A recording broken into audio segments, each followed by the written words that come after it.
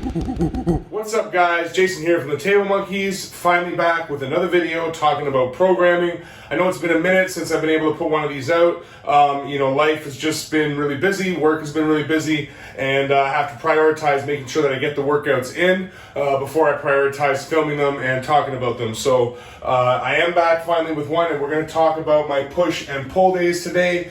And the sort of umbrella topic of the day is going to be progressive overload. Progressive overload, for those that don't know, is a really simple, really basic method that you can apply to pretty much anything in life, but it applies really well to strength. And the original story kind of comes from a strength story talking about Milo of Croton, who was this legendary strongman, wrestler, Olympian from back in ancient Greece. And the way the story goes is that he had this baby calf when he was a young boy that he would have to carry up the hill to water. And as the calf grew and turned into a full-grown bull, he grew and turned into a man, and every day carried the calf up the hill, and it grew a little bit every day. Over the course of a couple years, it was full-grown, and by that point, he could carry a full-grown cow or bull as a full-grown man.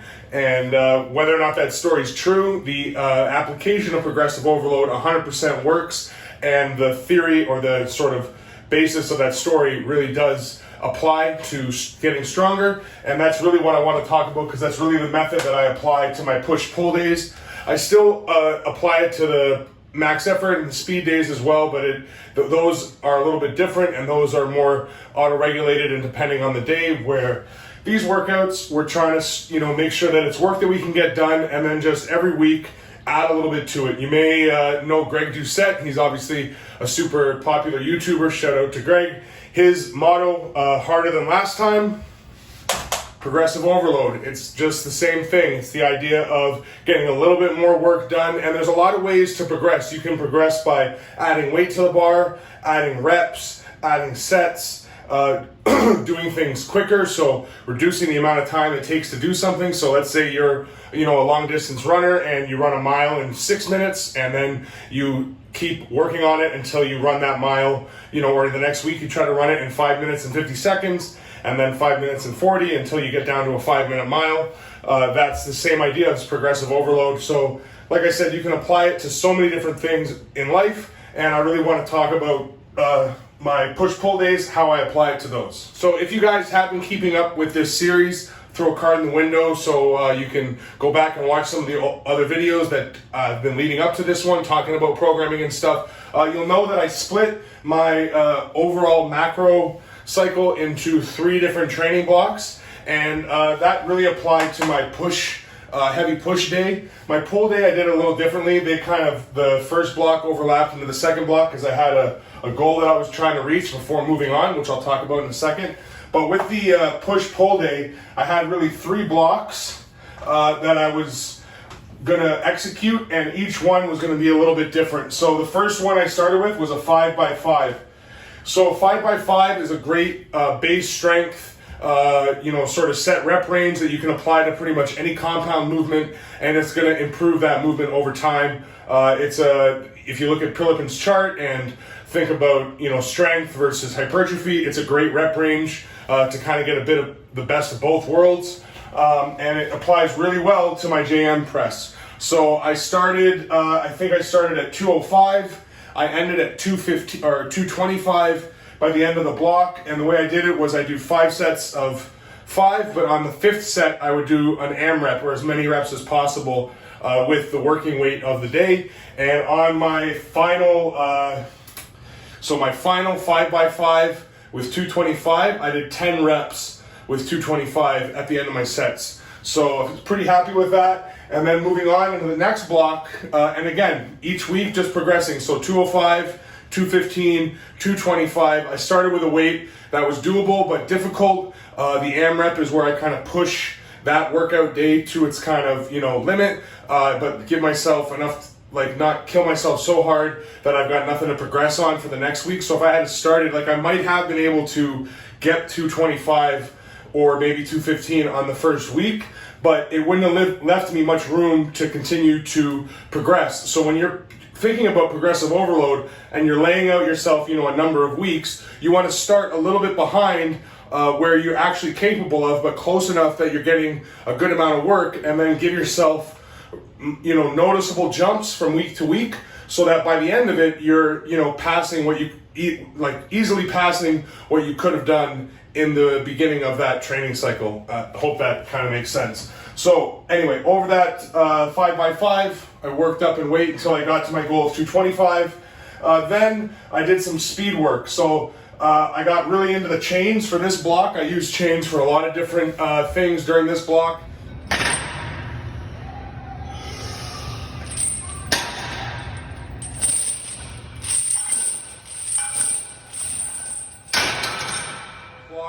And I found them super, super effective. One of the things with chains versus bands is that you kind of get the weight on an impact. It's not as gradual or progressive as a band, where it's like the band is engaged and then it just gets harder and harder and harder.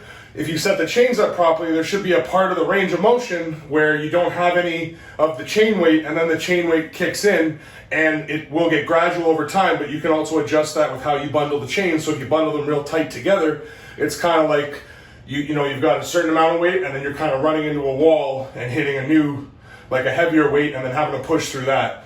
So I really liked the chains for the JM presses, and I would do 8 sets of 3 reps, and with a less than a minute rest in between each set. And that was, again, the main focus for that block, and felt that worked really well. I started with 155 on the bar and 40 pounds of chain weight, and then I added bar weight and chain weight each week. So again, progressively overloading until my last week. I did 170 on the bar and 80 pounds of chain weight, which works out to 250 pounds, which I was pretty happy with as the weight at the very top at the lockout of the JM press. So then moving on to my final block. For my final block, what I did was 3 sets of 3. So this is where I'm getting ready, because for my peak week, at the beginning of my peak, which I'll talk about next week, I go for a 1RM, and I was pretty happy with what I ended up with. I'm not going to talk about it now. Keep that as a surprise for later. But the point of going from the 5x5, which is the heavy volume, to an 8x3 with speed, and now to a 3x3, is I'm progressively getting myself closer to performing a 1 rep max. So that was the idea behind the 3x3. The first week I did 245, 255, 265 for sets of 3, and then on my final week of this block, because this was a 3-week block, this one ended up being 3 weeks of JM and then a 2-week block. So that 2-week block was, like I said, 245, 255, 265 for the first week, and then on the final week I did 275 for 3 sets of 3, and felt great with it and was very happy with that progress. So again, a small progression from the first week to the second week. I probably could have done 275, might not have gotten all 9 reps if I had tried it the first week, but by giving myself a little bit of a gap from where I was, like starting a little bit below it, it gave me room to progress into it the following week, and then working into my my 1RM test. I can tell you now, it definitely worked. So that was my setup for the blocks for the heavy push day. And the way I've split up my push-pull days, I have a heavy push day with light pull movements, and then a heavy pull day with light push movements. So after my main movement, which is the JM press, which is my heavy movement for pushing, I'm on to lat pull downs, tricep overhead, and some sort of an overhead press variation. So these are just done kind of like a circuit. I change them up every week. I just want a variation of these basic angles. And then I'm gonna do like all 3 of them as a circuit for 4 sets by 8 to 12 reps. So that bodybuilder range, that sort of power building, just trying to make sure to get a good amount of work in, using weight that's heavy enough that I can feel it, but not so heavy that I'm straining or missing reps or breaking form. And running them again in a circuit, trying to get a little bit of cardio, a little bit of sweat going, and work on the physique a bit. So that's my push-pull day, heavy push day, light pull day. On to my pull-push day, heavy pull, light push. And the main focus for this day was pull-ups, but I also did a lot of rowing on that day. I wanted rows to progress as well. I didn't want to just focus on the pull-ups, but the pull-ups were the primary, so they were what I always started with. Okay, so for the pull-ups, a little bit different, like I said. So instead of doing the one block, I kind of continued my progress because I was really looking to try to get to a certain goal before I moved on. So what I did here was 5x5s, and what I started with. So I started with basic, just under body weight. I think it was 260 pounds on the lat pull down machine with a close neutral grip. And then so first set was 260, next set was my body weight. The first week I was able to do 2 sets with a 20-pound chain on my neck. So I did 260, body weight, and then the last 2 sets, so set 4 and set 5 of 5 reps, I added a 20-pound chain to my neck and banged those out, and I was really happy with that. Weighted pull-ups for me, the first time I've ever been able to do it. First time I've really been able to sort of work pull-ups at body weight for reps. So again, really happy with that. And what I wanted to progress to was being able to do all 5 sets with the 20-pound chain. So really simple. All I did was add the chain to an earlier set each week and just kind of move that weight down. So on week 1, it was 260 body weight, which is like 300, 305 for second set, for third set, then added the chains for the 4th and 5th set. On the next week, I started with body weight for the first 2 sets, then the last 3 sets were with the chain. On the next week, first set body weight, 4 sets with the chain. And then on the last week, I made a little adjustment. Originally, like I said, I wanted to get all 5 sets for 5 reps with the chain around my neck. But when I did the math on the volume, it was actually going to make more sense if I did the first 4 sets with the chain and then went for as many reps as possible on the last set. If I got just 1 more reps, so if I did 6 reps on the last set with body weight, total volume was going to be more than if I had it done all 5 sets with the chain on my neck. So I decided on the last set to take the chain off and to do an AMRAP, and I got 7 reps.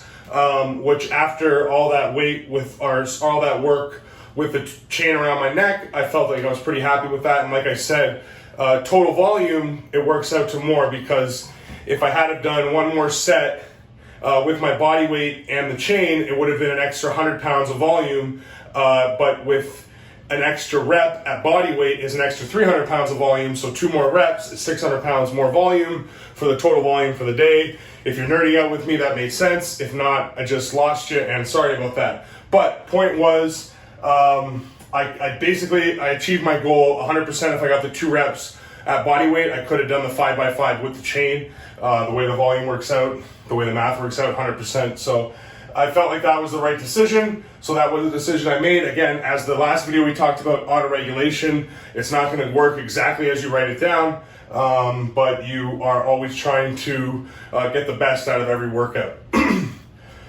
So once I had accomplished that 5x5, I had a few weeks left before it was time to start peaking. So for those couple weeks, what I did was 8 sets of 3 speed work, and I had a lot of fun figuring out how to attach the bands to the lat pull down machine, and then did some great speed work with the lat pull down machine, and it felt awesome. Really enjoyed that. So that was the plan there, and my goal. So the 2 lifts that I was going to test, or that I will test in my peak week, are my JM press for a single, and then my pull-ups at body weight for as many reps as possible. My previous best was 8 reps, so I was trying to improve upon that based on how that 5x5 went, getting 7 at the end of it.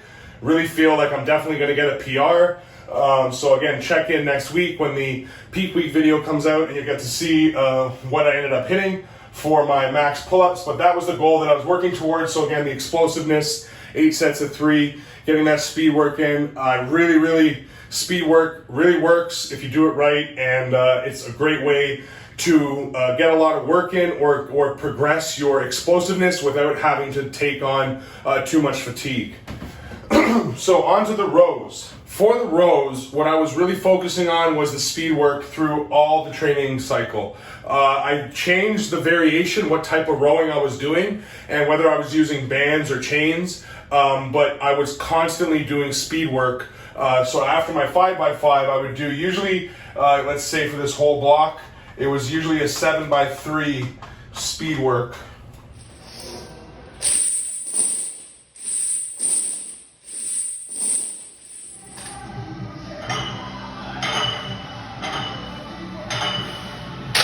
All right, so 7x3 speed work. By the end, when I started doing speed on my pull-up days, that might have changed a little bit. I think I tried another great one is 6x4.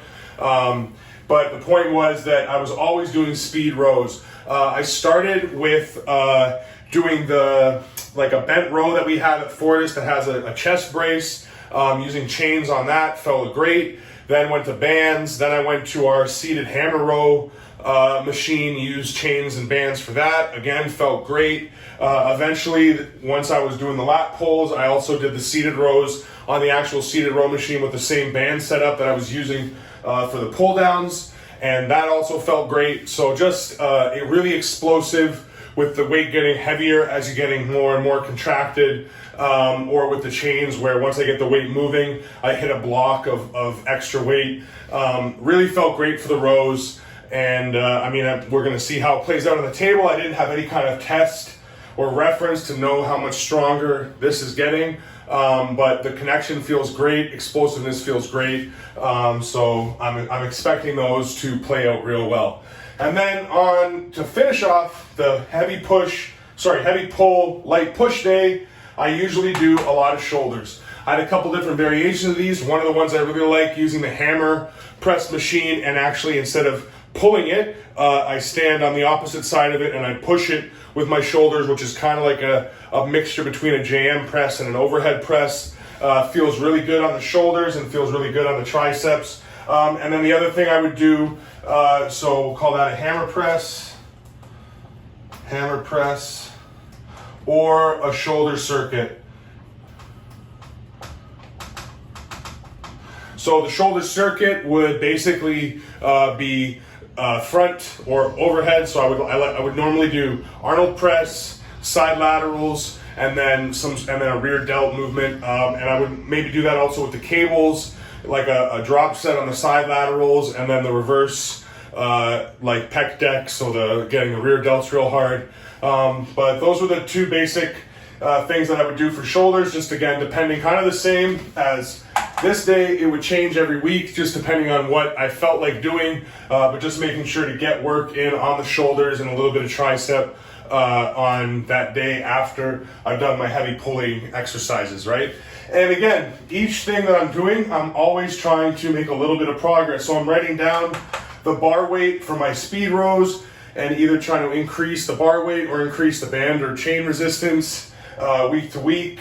And yeah, just constantly trying to do a little more than last time, leave myself a little bit of room from when I start so that I've got, enough of a runway to sort of ramp up to it, so that by the end I've gotten used to the movements and I'm starting to build strength so I can start breaking through those plateaus week after week. And yeah, that's the trick to progressive overload. A little bit harder than last time, every time. That's the video. Hope you guys liked it. Comment, subscribe, leave some feedback. Make sure to hit the videos up in the window and check out some of the stuff from before to kind of see how we got here. There should be 2 more videos coming out, one going over my max effort and speed work days, and then one talking about my peak.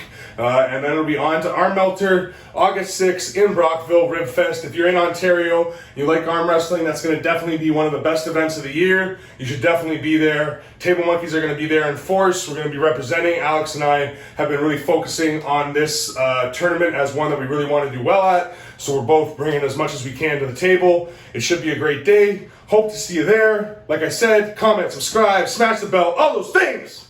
And Monkeys out. Peace.